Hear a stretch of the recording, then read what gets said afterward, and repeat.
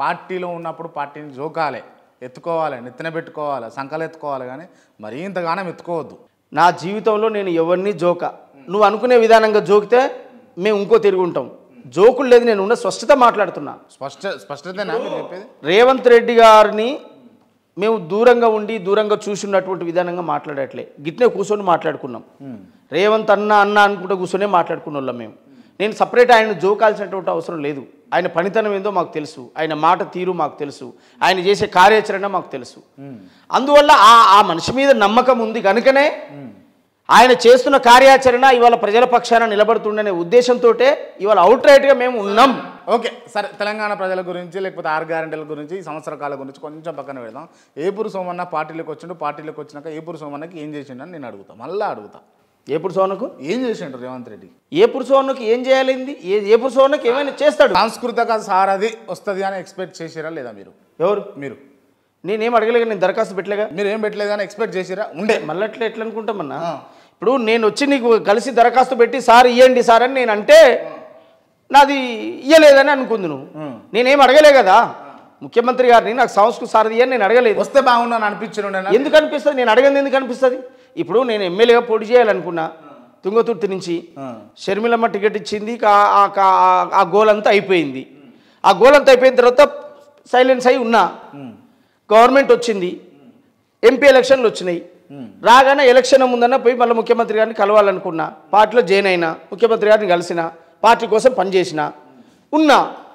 Party ఫేవర్గా నేను ఉన్నా, ముఖ్యమంత్రి గారి ఫేవర్గా ఉన్నా. ఇక లేదా ఆయన ముఖ్యమంత్రి అయినప్పుడే కాదు, ముఖ్యమంత్రి కానప్పుడే ఎమ్మడి తిరిగినోని నేను. అందువల్ల ఆ ఆలోచనతో ఉన్నా నేను. ఇప్పుడు సారథి నాకు రాలేదు అంటే నేను సారథి అడగలే కదా.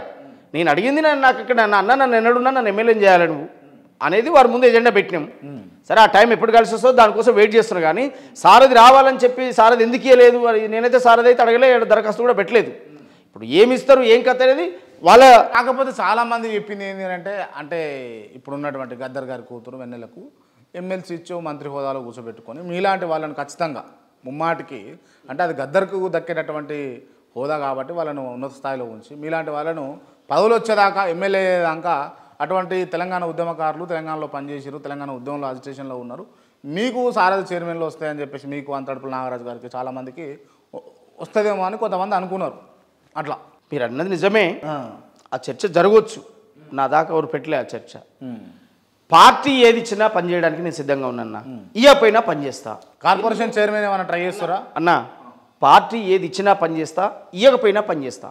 ఇప్పుడు నాకు కావాల్సింది పదవులు కాదు. ఇప్పుడు ఇంకా 2 సంవత్సరాలు 3 సంవత్సరాల కాలం ఉంది ఎలక్షన్ టైం. ఈ 2-3 సంవత్సరాల కాలంలో నేను పార్టీ వాయిసు, పార్టీ విధానాల మీద అద్భుతంగా నేను ప్రజల్లో ఉంటా, తిరుగుతా. పార్టీ ఏమిస్తుంది ఏం కథ అనేది నా రాజకీయ భవిష్యత్తే రేవంత్ రెడ్డి గారి చేతిలో పెట్టిన. ఫస్ట్ ఇంటర్వ్యూ మీకే ఇచ్చిన నేను. అవును, నేను రేవంత్ రెడ్డి గారు కాంగ్రెస్ పార్టీలో జాయిన్ అయిన తర్వాత జాయిన్ అయినామని చెప్పి నువ్వు ఇంటర్వ్యూ తీసుకున్నప్పుడు నేను ఆ రోజు కూడా చెప్పా. నేనేం చెప్పాను? రేవంత్ రెడ్డి నేను సూట్ కేసులు పట్టుకోను, లేకపోతే పైరోగోలు చేసో పైరవీలు చేస్తాను నేను పోను. రేవంత్ రెడ్డి గారే సోన్న ఈ పని చేయి, నువ్వు తమ్మికి ఇలా ఉండు అని చెప్పిన రోజు నేను పనిచేస్తా. ఏది ఆయన ఇచ్చే పదవుల కోసం. కానీ ఇప్పుడు పనిచేయనా, నిరంతరం పార్టీ కోసం పనిచేస్తా. ఎక్కడ పార్టీ విధానం, పార్టీ వాయిస్ ఎక్కడున్నా అక్కడ నేను నిలబడతా, నేను ఉంటా. ఇది నా లక్ష్యం. ఇది ఓకే. ఇంకొక 20 ఏళ్ళు 30 ఏళ్ళు నేను రేవంత్ రెడ్డి గారి కోసం పనిచేయడానికి సిద్ధంగా ఉన్నాను. నేను ఆ రోజు చెప్పినా, మళ్ళీ ఈ రోజు కూడా చెప్తున్నా. ముసలోళ్ళు అయ్యాక పనిచేస్తారు ఇక అటనే. అంటే అందరు ముసలోళ్ళు అయ్యేదాకా పనిచేయరా? ఇప్పుడు కేసీఆర్ గారు పెద్ద మనిషి అదే అన్నట్టున్నా 10 ఏళ్ళు ముఖ్యమంత్రిలో ఉన్నాడు. ఏపూరు సోమన్న ఎమ్మెల్యే కాలేదు ఇంతవరకు కూడా, ఇంకా కూడా పనిచేస్తానంటున్నారు మీరు. అన్న ఇప్పుడు ఎమ్మెల్యే కాలేదు అని అంటే నాకు ఒక ప్రాంతం ఉండాలి, నాకు ఒక టికెట్ కావాలి, దానికి సంబంధించినటువంటి వర్క్ జరగాలి, గ్రౌండ్ వర్క్, ఇవన్నీ పనులు జరగాలన్నా. ఎమ్మెల్యే కాలేదు అని అంటే ఇప్పుడు మొన్న అనుకోకుండా సామేలన్నకు వచ్చింది. సామేలన్న కూడా మాకంటే ఏజ్లో పెద్దోడు, తెలంగాణ ఉద్యమంలో ఉన్నోడు, టీఆర్ఎస్ పార్టీలో 2 సార్ల చైర్మన్గా అనుభవించాడు.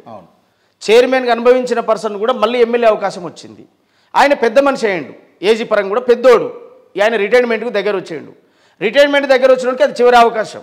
2 సార్లు చైర్మన్ అయ్యాడు, మళ్ళీ ఎమ్మెల్యే అయ్యాడు. ఇక అంతకంటే ఏముంది ఆయనకు లైఫ్లో? గొప్ప అదృష్టం. సామేలన్న గొప్ప అదృష్టం కలిసి వచ్చి మేము సంతోషపడ్డాం. మాకు కాలేదు, మా పెద్ద ఆయనకైంది. మా ఇంట్లో మా జాతిలో పెద్దోడు, మా ప్రాంతంలో మా తుంగతుర్తి ఏరియాలో మందుల సామేలన్న అంటే ఫేమస్, అద్భుతమైనటువంటి నాయకుడు. ప్రతి ఊరుకు తెలుసు, ప్రతి వాడకు తెలుసు. ఆయన తెలంగాణ ఉద్యమంలో కూడా రాష్ట్రం అంతా తిరిగిండు, ఎస్సీ సెల్లో పనిచేసిండు. అంత బాగానే ఉంది కానీ నిజంగా మనసు నిమ్మలం పట్టిందా అన్న? అరే నాకు రావాల్సిన స్థానం, నేను కూర్చోవాల్సిన స్థానం సామేలు కూర్చున్నానని నాకా మస్తు మందికి.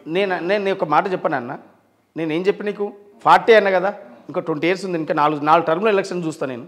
చూద్దాం ఏదో రోజు నాకు అవకాశం వచ్చినప్పుడు. మనసు ఎందుకు పట్టదు నాకు? ఇప్పుడు ఏజ్ పరంగా నాకు 60 దాటి ఉంటే నేను టెన్షన్ పడుతుంది, నువ్వు అన్నది నిజమే. 60 దాటి ఉంటే టెన్షన్ పడుతుంది, అమ్మ ఈ ఎప్పుడు వస్తుంది రా అని అనుకుందునేమో. నాకు ఇంకో 4 టైంలో అవకాశం ఉంది ఎలక్షన్ పోటీ చేయడానికి, చూస్తా ఖచ్చితంగా. ఇవాళ వచ్చినోడిని మనస్ఫూర్తిగా ఆర్ట్ఫుల్గా ఆయనను ఖచ్చితంగా అప్రిషియేట్ చేయాల్సిందే కదా, ఒక అవకాశం కలిసి వచ్చింది. అట్లా అందులో సామేలన్నకు రావద్దన్నది కాదు మా ఉద్దేశం. సామేలన్న సీనియర్ నాయకుడు, ఓకే, ఏజ్ పరంగా పెద్దోడు, ఉండాలి ఆయనే. ఓకే సోమన్న, నేను నిన్న చూసిన పాట వస్తుంది మీది, ఏం పాట అది?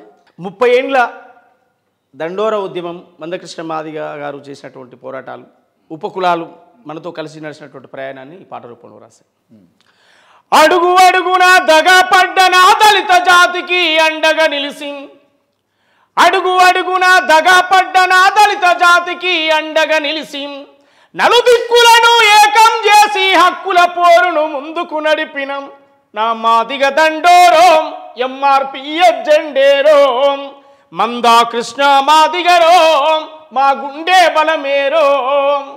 ఈదు మూడిలో అడుగుపెట్టినది తెలుగు రాష్ట్రముల విస్తరించినది, జిల్లలు పల్లెలు జిల్లలు పల్లెలు జిల్లలు పల్లెలు సుట్టి వచ్చుతూ ఢిల్లీ కోటను ముట్టడించినది, సామాజిక న్యాయం కోసం సమర శంఖమును పూరించింది నా మాదిగ దండోరోం ఎంఆర్పిఎస్ జెండేరోం, మందా కృష్ణ మాదిగరోం మా గుండె బలమేరోం.